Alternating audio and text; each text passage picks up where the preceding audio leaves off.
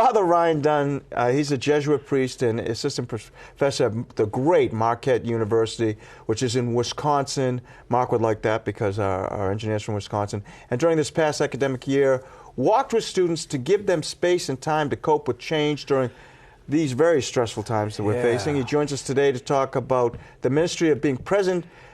Father, thanks so much for being with us. How are you doing today? I'm doing well. Thank you so much, Jay and Bishop, for having me on.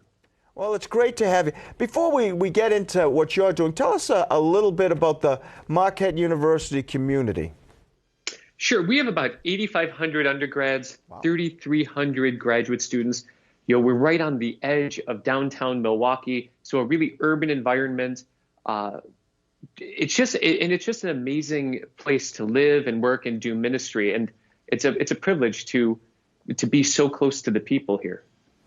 Ryan, I'd like to get to the heart of the matter here. What are some of in your view, what are some of the stresses and challenges that students face, not just during the normal academic year, but on top of that, the toll of the pandemic that it's placed on them, on all of us? What are some of those stresses and challenges? I think the best way to describe it is to use a phrase from the psychologist Ken Gergen, and he called it, back in 1991, Multifrenia. And it's this phenomenon of being pulled in a million different directions.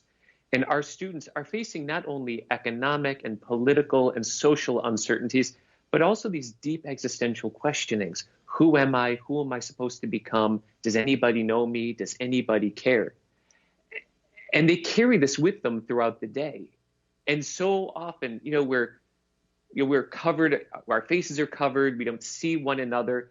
And I think this is, it's contributing to a form of soul death among so many of our young people, that even if things look good on the surface, there's this deep gnawing hunger on the inside for an experience of alienation and a desire for reconciliation and companionship. So I think that's sort of the spiritual terrain we're on right now.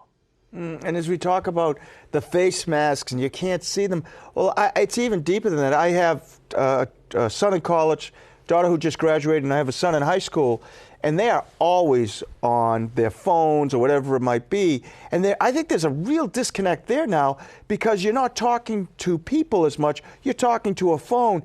So they're plugged in all the time. How do you encourage them to detach from their devices?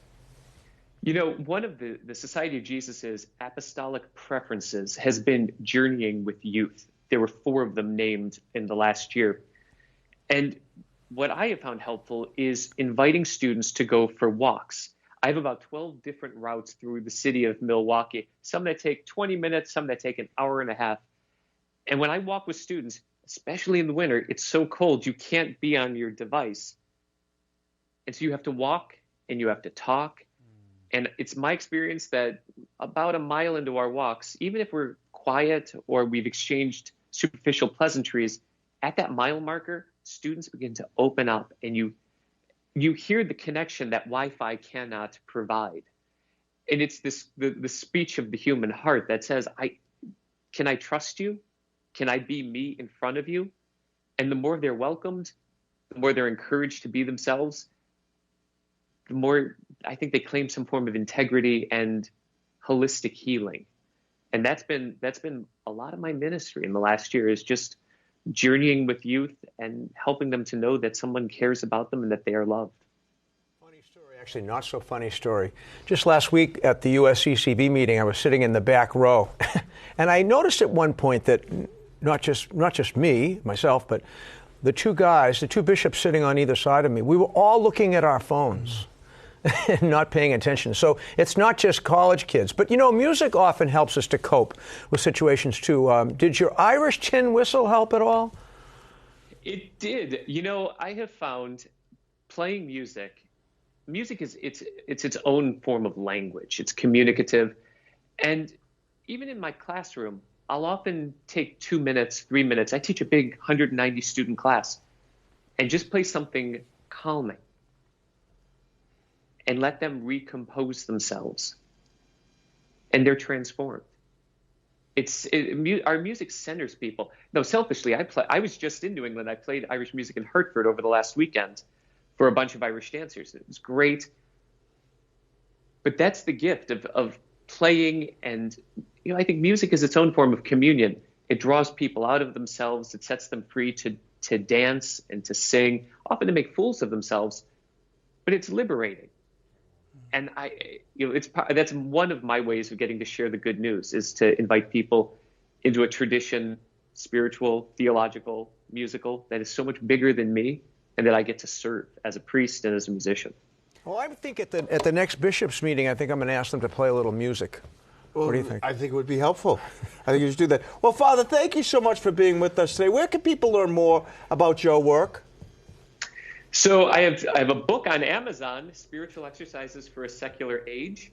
And so you could go to Marquette's website, www.marquette.edu. Or if you want to learn to play the Irish tin whistle, type in Jesuit tin whistle to YouTube. And I've got, I think, 200 videos up there. Oh, my goodness. 16 or 17,000 followers and 6 million views at this point. Oh, wow. Well, then we have an expert on the line right now. I'm good at one thing, at least. I can play the tin whistle. Father, thank you so much for being. We'll have to get you doing the tin whistle on our next telethon. I would love that. It'd be an honor to be with you. All right, Father, stay safe. Great to have you with us.